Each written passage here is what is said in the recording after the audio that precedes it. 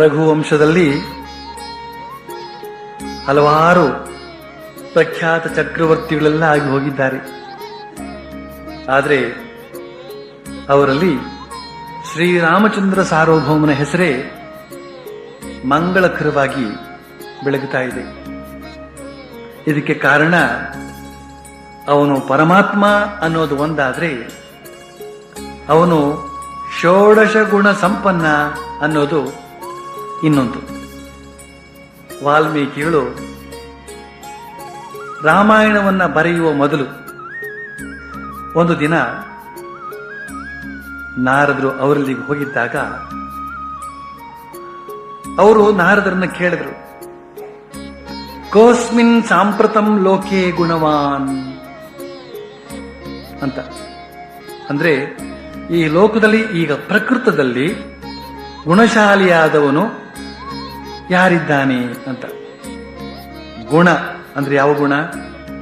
ಗುಣಶಾಲಿ ಅಂದ್ರೆ ಏನದು?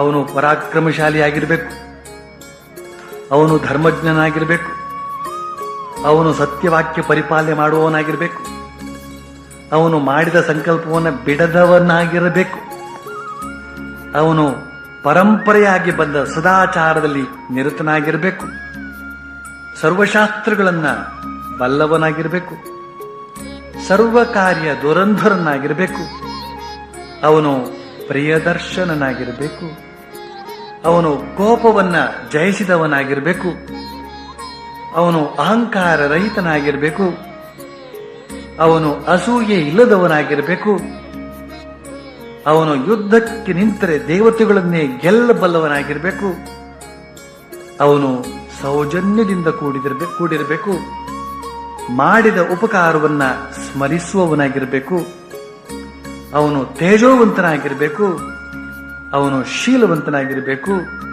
ಇಂತಹ ಷೋಡಶ ಗುಣ ಸಂಪನ್ನನಾದವನು ಯಾರಿದ್ದಾನೆ